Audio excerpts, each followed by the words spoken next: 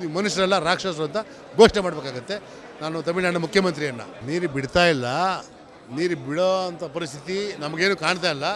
ನಮಗೆ ಮುಖ್ಯಮಂತ್ರಿ D K Shivakumar ಅವ್ರ ಮೇಲೆ ಭರವಸೆ ನಂಬಿಕೆ ಇದೆ, ರಾಮಲಿಂಗಾರೆಡ್ಡಿ ಅವ್ರ ಮೇಲೆ ಭರವಸೆ ಇದೆ. ಯಾಕಂದರೆ ಕಾರಣ ನೀರು ಇಲ್ಲದಿರೋದ್ರಿಂದ ಬಿಡೋ ಪರಿಸ್ಥಿತಿ ಇಲ್ಲ. ಮನವರಿಕೆ ಮಾಡ್ಬೋದು, ನಾವು ಸರ್ವೋಚ್ಚ ನ್ಯಾಯಾಲಯಕ್ಕೆ ಮೇಲ್ಮನವಿ ಸಲ್ಲಿಸ್ಬೋದೇ ವಿನ ನೀರು ಬಿಡೋದಕ್ಕೆ ಹೋದರೆ ತುಂಬ ತೊಂದರೆ ಆಗುತ್ತೆ ರಾಜ್ಯಕ್ಕೆ.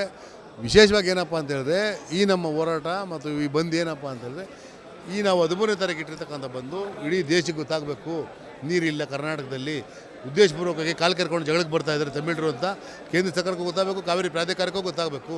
ಹಂತವಾದಂಥ ಹೋರಾಟಗಳನ್ನ ಮಾಡ್ತಾ ಅವ್ರು ಬಂದು ಸಮೀಕ್ಷೆ ಮಾಡಲಿ, ಬಂದುಗಿಂತ ಮುಂಚೆ ಬಂದು ಸಮೀಕ್ಷೆ ಮಾಡಲಿ.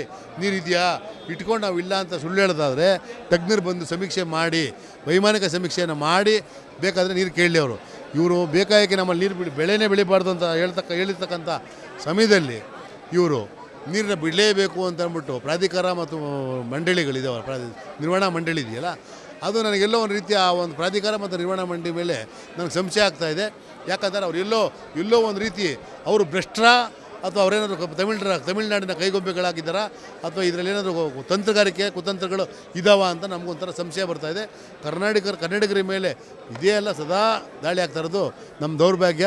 ಹಾಗಾಗಿ ಯಾವುದೇ ಕಾರಣಕ್ಕೂ ನಾವು ನೀರು ಬಿಡೋದಕ್ಕೆ ಒಪ್ಪೋದಿಲ್ಲ. ಕರ್ನಾಟಕ ಬಂದ್ ಮಾಡೇ ಮಾಡ್ತೀವಿ, ಪ್ರತಿಭಟನೆಯನ್ನು ಮಾಡೇ ಮಾಡ್ತೀವಿ. ತಮಿಳುನಾಡಿನ ಮುಖ್ಯಮಂತ್ರಿಯನ್ನು ಬರೋದಕ್ಕೂ ಬಿಡೋದಿಲ್ಲ. ಒಂದು ವೇಳೆ ಅವ್ರು ಇಲ್ಲಿ ಬಂದು ನನಗೆ ನೀರು ಬೇಡ ಅಂತ ಅವ್ರು ಏನಾದರೂ ಹೇಳಿದ್ರೆ ಅವ್ರನ್ನ ಸ್ವಾಗತ ಮಾಡ್ತೀವಿ. ಅಲ್ಲಲ್ಲ ನಿರ್ವಹಣಾ ಮಂಡಳಿ ಇದೆ, ಅದು ಆ ಪ್ರಾಧಿಕಾರ ಹೇಳಿದೆ, ಅದ್ರ ಪ್ರಕಾರ ನೀವು ನೀರು ಬಿಡಿ ಅಂತ ಅಂದರೆ ನೀವು ಮನುಷ್ಯರೆಲ್ಲ ರಾಕ್ಷಸರು ಅಂತ ಘೋಷಣೆ ಮಾಡಬೇಕಾಗತ್ತೆ. ನಾನು ತಮಿಳುನಾಡಿನ ಮುಖ್ಯಮಂತ್ರಿಯನ್ನು